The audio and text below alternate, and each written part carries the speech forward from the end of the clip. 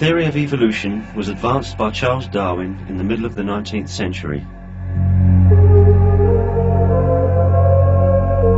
That period greatly differed from today in terms of its extremely poor level of science and technology.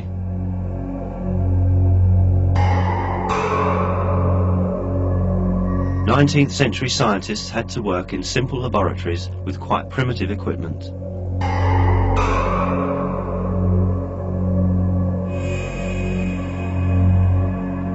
With the devices then available, it was impossible for them to view even bacteria. Furthermore, scientists were still under the influence of many superstitious beliefs upheld since the Middle Ages.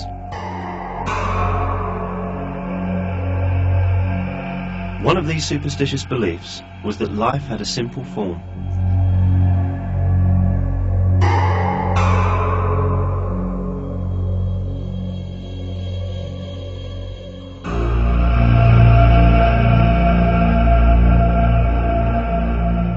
Going as far back as Aristotle, this belief maintained that life could self-originate by the coincidental assembly of inanimate matter in a moist melee.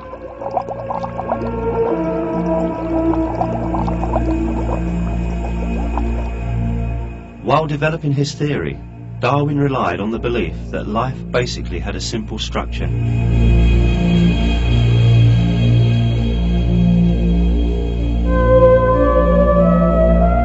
Other biologists who adopted and defended Darwin's theory thought the same way.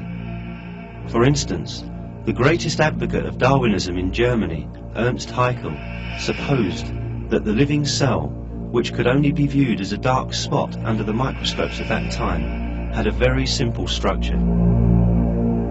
In one of his articles, he referred to the cell as a simple little lump of albuminous combination of carbon. The theory of evolution was based on assumptions such as these. The pioneers of evolutionary theory like Haeckel, Darwin and Huxley thought that life had a very simple form, and that this simple form could originate by itself as a result of chance. However, they were mistaken.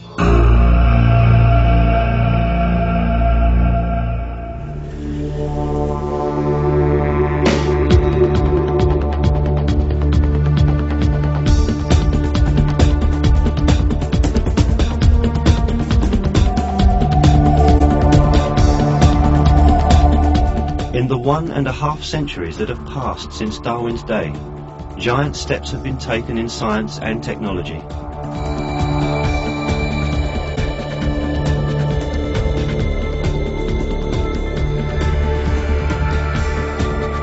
Scientists discovered the structure of the cell to which Haeckel referred as a simple little lump of albuminous combination of carbon. They saw with surprise that it is not simple at all, as earlier supposed.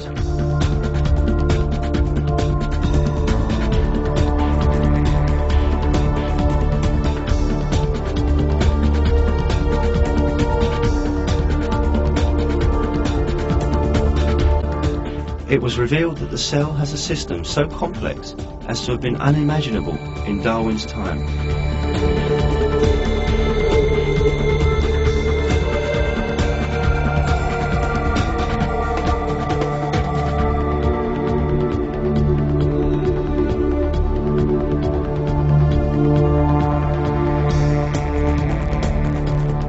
The fact is that a huge number of highly complex systems in nature cannot be plausibly accounted for. A renowned molecular biologist, Michael Denton, makes the following analogy to describe what kind of a structure the cell has. Exist in the biological literature. To grasp the reality of life as it had been revealed by molecular biology, we must magnify a cell 1,000 million times until it is 20 kilometers in diameter and resembles a giant airship large enough to cover a great city like London or New York.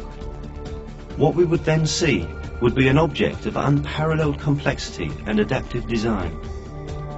On the surface of the cell, we would see millions of openings, like the portholes of a vast spaceship, opening and closing to allow a continual stream of materials to flow in and out. If we were to enter one of these openings, we would find ourselves in a world of supreme technology and bewildering complexity.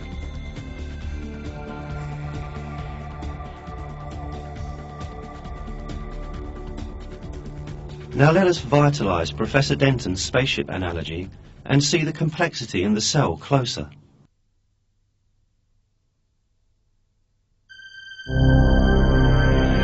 Our journey starts with hormones that look for an appropriate cell for themselves.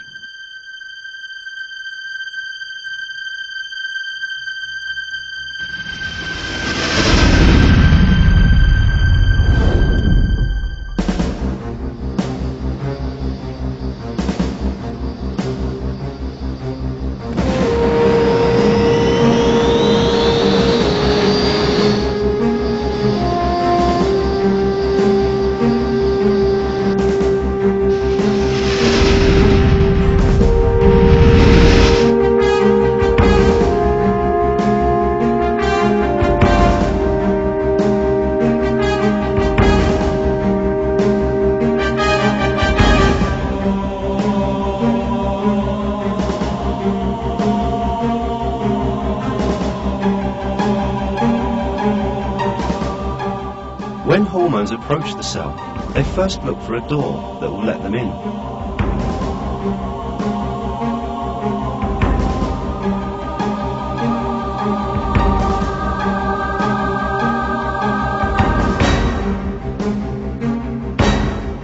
The doors of the cell are selective in the way they operate. Every molecule stopping by a door is checked by the door to see whether it is beneficial to the cell or not. The doors open only for useful molecules.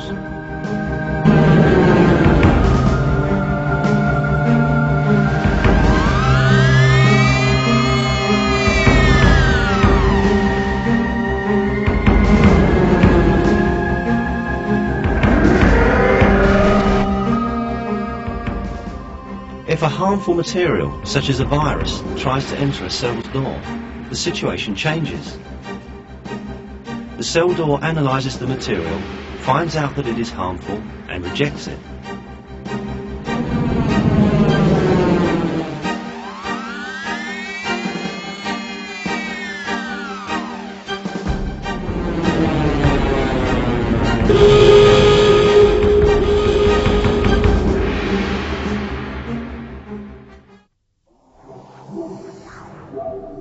When we enter the cell, we discover, as Professor Denton describes, a stunning technology and complexity.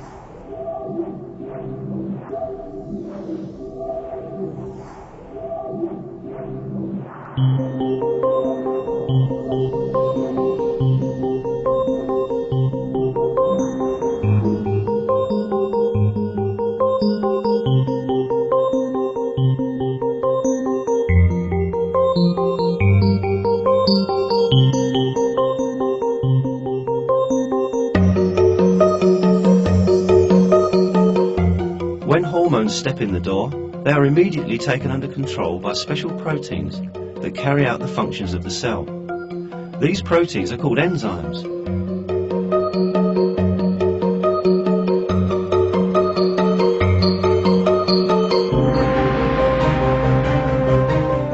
If required, enzymes immediately put the newly arrived hormones to use. If there is no need for these hormones at that moment, they are placed in the storage compartment of the cell, which is called the Golgi apparatus.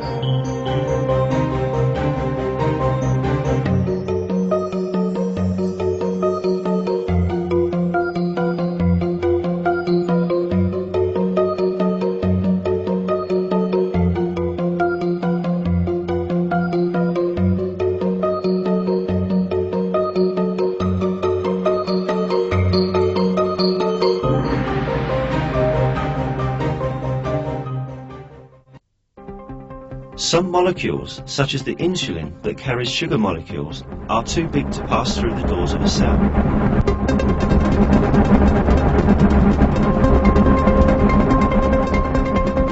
The cell has a specially designed system for such big but useful molecules. The cell extends a special appendage outside its membrane to admit the insulin. The insulin outside is pulled in by this appendage. Of course, there's no need to say that a strict security check is not forgotten.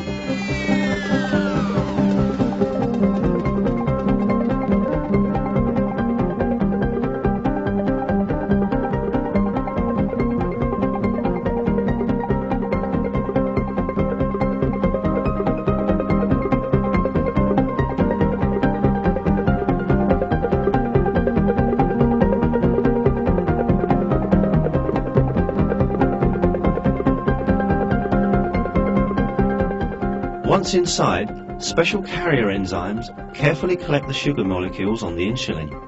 Enzymes convey the sugar molecules they receive from insulin to the mitochondria, which makes up the cell's power-generating plant.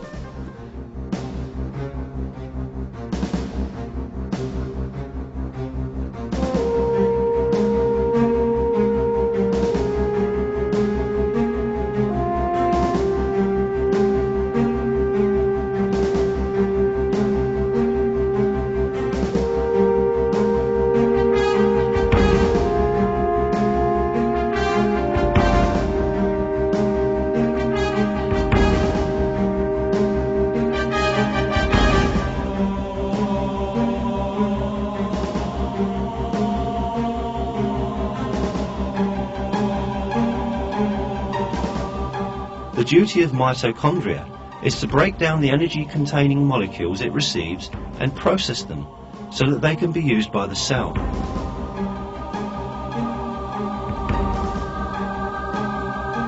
Produced as a result of very complicated reactions in the mitochondria, the ATP energy packs are transferred to the related compartments of the cell through, again, a perfect mechanism.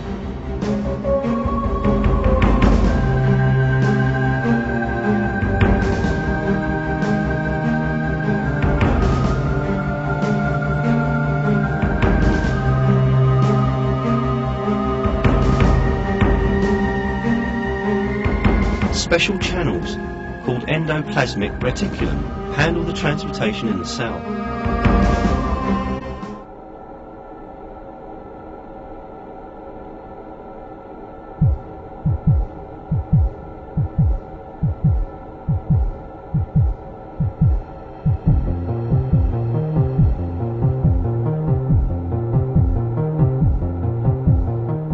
The nucleus, which resembles a gigantic information processing center, is the brain of the complex system of the cell.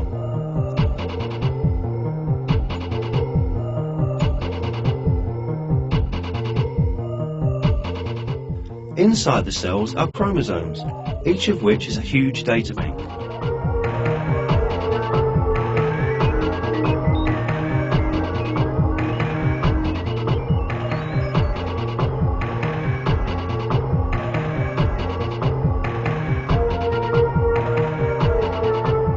Chromosomes consist of intertwined DNA chains. The detailed plans of all the systems in the cell are coded in these DNA chains.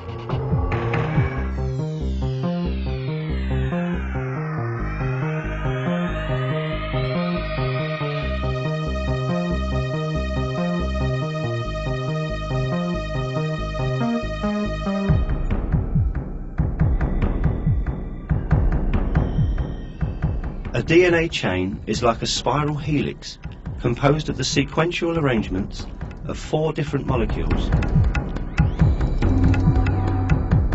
These 4 different molecules are actually an alphabet of 4 letters.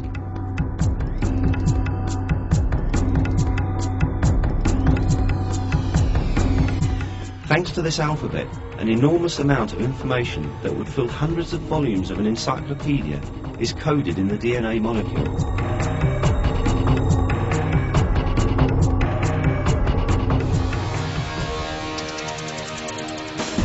This coding system includes the detailed production plans of the thousands of different enzymes and proteins used in the cell. The projects of all organic molecules that will be structured in the cell are written in the DNA down to their smallest details.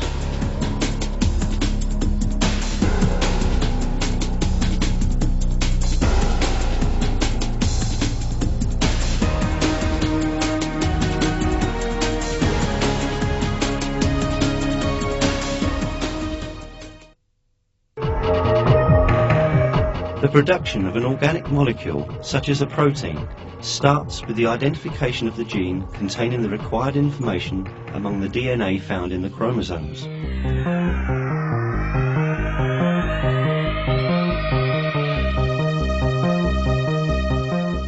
An enzyme exclusively in charge of this task opens the DNA like a zipper.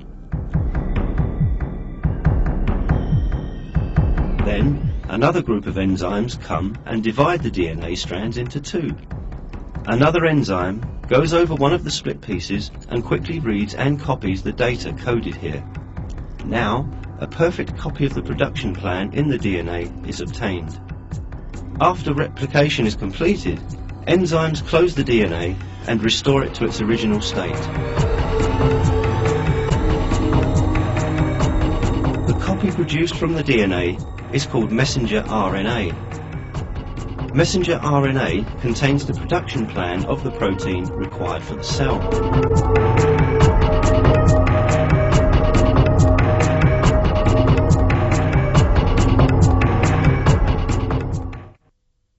Protein production itself takes place in another part of the cell.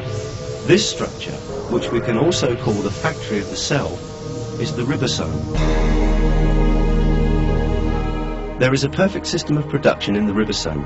Messenger RNA slips in from one end of the ribosome and slowly proceeds. In the meantime, conveyors called the transfer RNA molecules carry the amino acids, which are the components required for the protein to be produced, to the ribosome in a complete state and in the right sequence.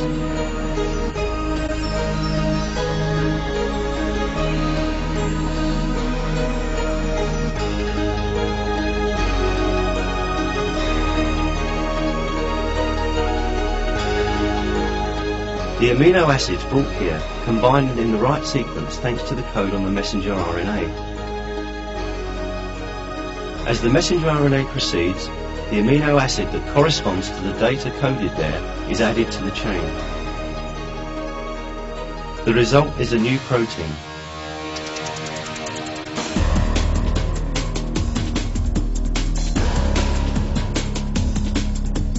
The slightest mistake in the amino acid sequence would cause the protein that is produced to be useless.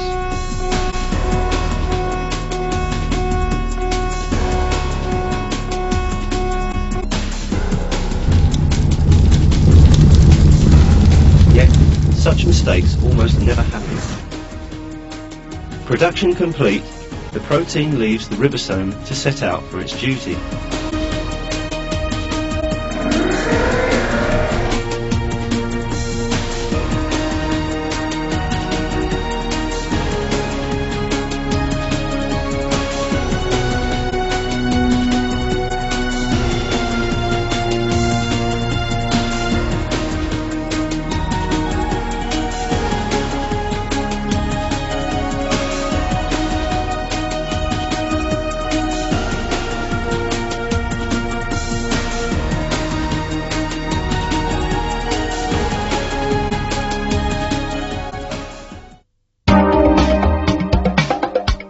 All these extraordinary processes take place, not somewhere far away, but right on your own body. The events we have simplified here are actually far more complicated, and they are continuously repeated in each and every one of the 100 trillion cells in your body.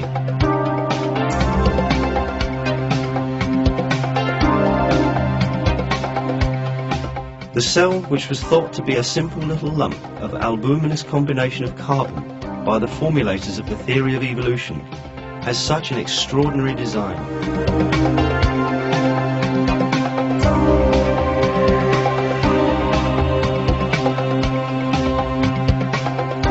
This magnificent system certainly could not have emerged by chance, as the theory of evolution claims. When all these details of cell biology were revealed and understood, the theory of evolution suffered a great blow.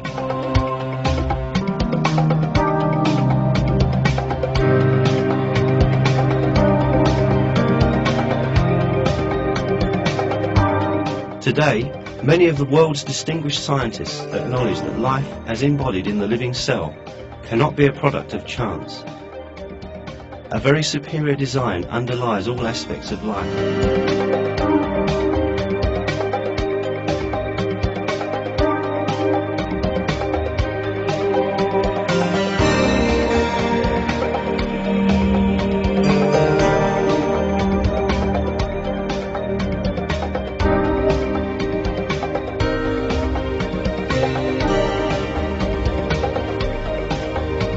One of these scientists is Michael Behe, an acclaimed American professor of biochemistry.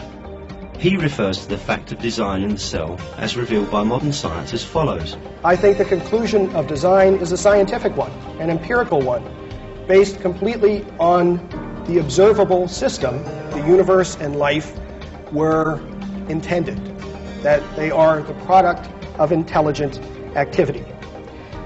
And I'd just like to point out that this idea comes from the progress of science. It is not from what we do not know, but is rather from what we have learned over the past 50 years.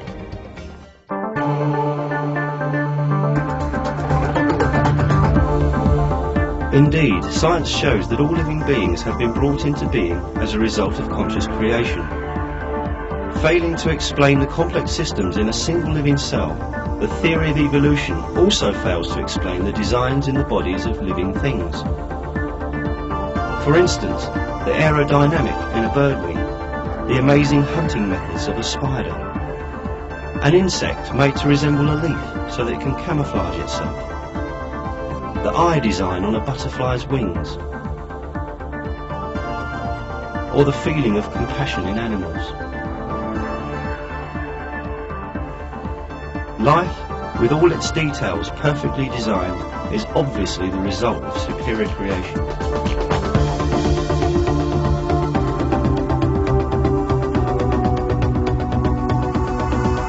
That superior creator is the Almighty God, the Lord of the heavens, the earth, and everything in between.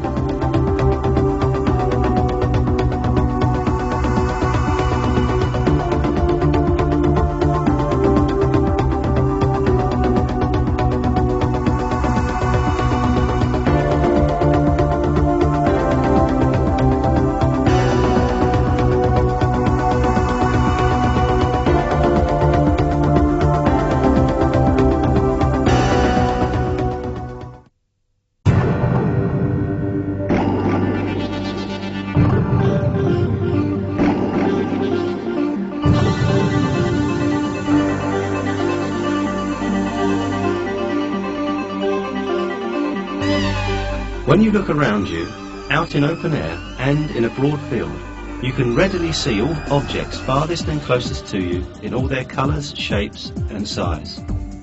This view, which you have obtained without making any effort, is produced as a result of numerous complex reactions and interactions in your body. Now, let us look at these complicated operations closer.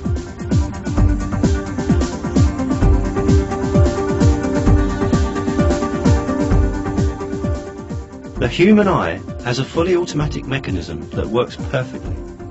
It is made up of the combination of 40 different basic parts, and all these parts have critical functions in the process of seeing.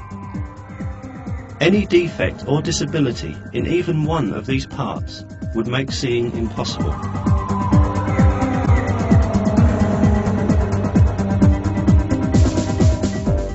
The transparent layer in the front part of the eye is cornea. Right behind lies the iris. Giving the eye its colour, the iris adjusts its size automatically according to the sharpness of light, thanks to the muscles attached to it.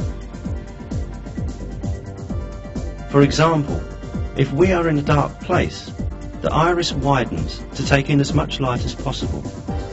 When light increases, it shrinks to decrease the amount of light coming into the eye.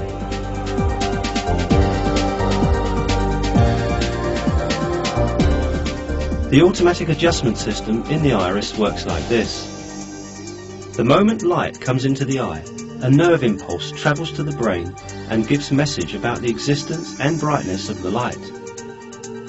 The brain immediately sends back a signal and orders how much the muscles around the iris will contract. Another eye mechanism working parallel to this structure is the lens. The duty of the lens is to focus the light coming to the eye onto the retina layer at the back of the eye. Thanks to the movement of the muscles around the lens, light rays coming to the eye from different angles and distances can always be focused on the retina.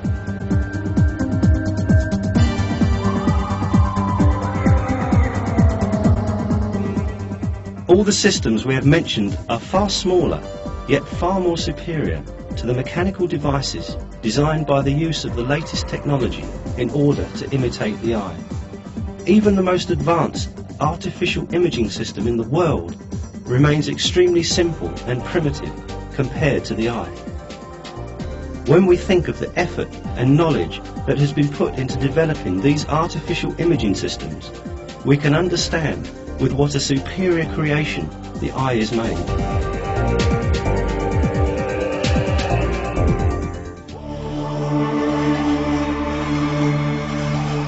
If we examine a single cell in the eye at the microscopic level, the superiority of this creation will be further revealed.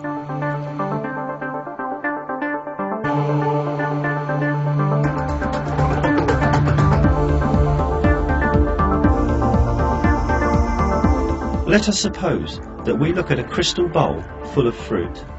The light rays coming from this bowl to our eye pass through the cornea and iris and are focused on the retina by the lens. So, what happens in the retina so that the retinal cells can perceive light? When light particles, also called photons, strike the cells in the retina, they produce a cascading effect like a row of dominoes carefully arranged one after the other. The first of these dominoes in the retinal cells is a molecule called 11-cis-retinol. When a photon of light interacts with it, this molecule changes shape. This forces a change in the shape of another protein, rhodopsin, to which it is tightly bound. Now, rhodopsin takes such a form that it can stick to another protein called transducin, which was already present in the cell, but with which it could not interact before due to its shape's incompatibility. After this union, another molecule called GDP also joins in this group.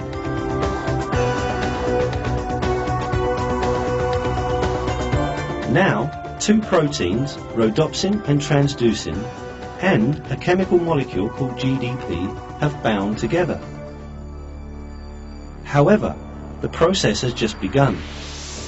The compound called GDP now has the proper form to bind to another protein called phosphodiesterase, which always exists in the cell. After this bonding, the shape of the molecule that is produced would trigger a mechanism that will start a series of chemical reactions in the cell. This mechanism changes the ion concentration in the cell and produces electrical energy. This energy stimulates the nerves lying right at the back of the retinal cell. Consequently, the image that came to the eye as a photon of light sets on its journey in the form of an electrical signal. This signal contains visual information about the object outside.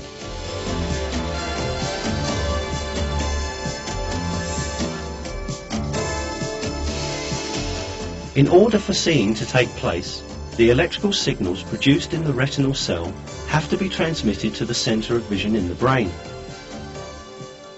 Nerve cells, however, are not directly connected to one another.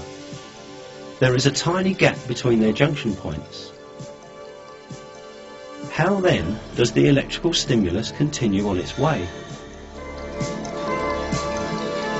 At this point, another set of complex operations takes place. The electrical energy is transformed into chemical energy without any loss of the information being carried, and in this way the information is transmitted from one nerve to the next. The chemical carriers located at the junction points of nerve cells successfully convey the information contained in the stimulus coming from the eye from one nerve to another, When transferred to the next nerve, the stimulus is again converted into electrical signal and continues its way until it reaches another junction point. Making its way to the center of vision in the brain in this way, the signal is compared to the information in the center of memory and the image is interpreted. Finally, we see the bowl full of fruit which we viewed before, by virtue of this perfect system made up of hundreds of small details. And all these amazing operations take place in a fraction of a second.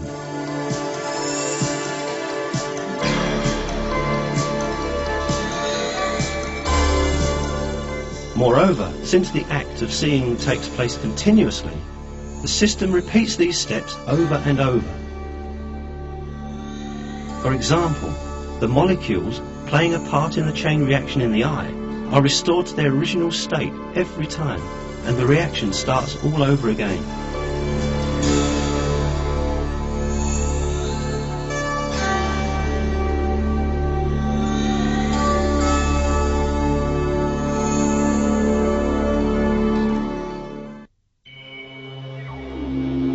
Of course, at the same time, many other equally complex operations are taking place in other parts of the body. We may simultaneously hear the sound of the image we are viewing. And depending on circumstances, we may sense its odour and taste and feel its touch. Meanwhile, millions of other operations and reactions have to continue without interruption in our body if we are to go on living.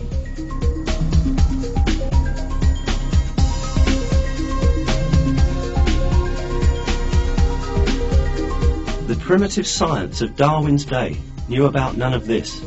Despite that, however, even Darwin realized the extraordinary design in the eye and confessed his despair in a letter he wrote to Asa Gray on April 3rd, 1860, in which he said, "The very thought of the eye makes me cold all over."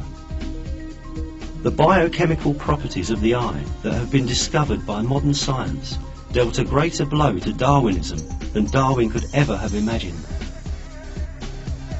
The complete process of seeing that we have summarized in barest outline here is even more complex in its details. However, even this summary is enough to show what a glorious system has been created in our body. The reactions taking place in the eye are so complex and so finely tuned that it is quite unreasonable to think that these are a product of chance occurrences, as the theory of evolution claims. Michael Behe, a recognized professor of biochemistry, makes this comment on the chemistry of the eye and the theory of evolution in his book, Darwin's Black Box. It is longer enough for an evolutionary explanation of that power to consider only the anatomical structures of whole eyes, as Darwin did in the 19th century. Each of the anatomical steps and structures that Darwin thought were so simple actually involved staggeringly complicated biochemical processes that cannot be papered over with rhetoric.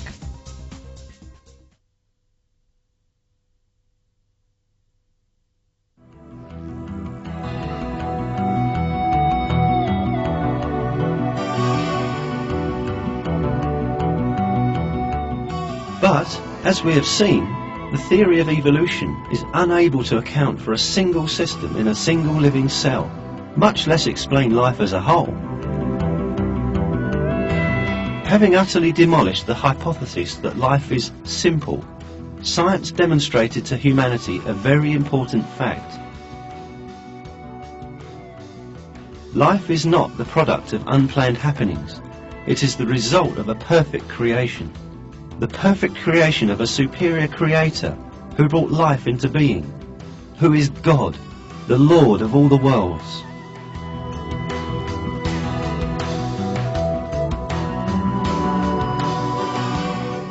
It is He who created both humans and all other living beings, and man is responsible to his Lord who created him. God reminds man of his truth in the Quran.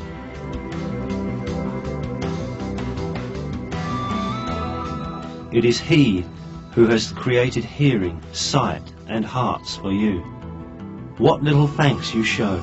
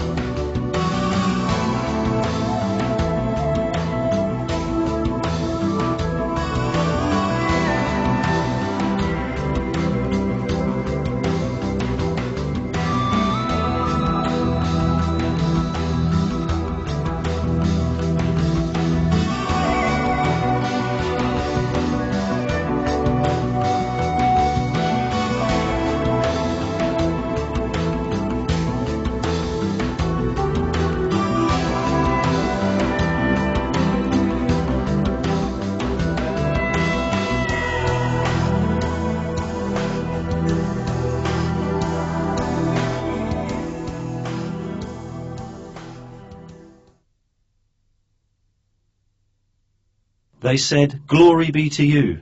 We have no knowledge except what you have taught us. You are the all-knowing, the all-wise."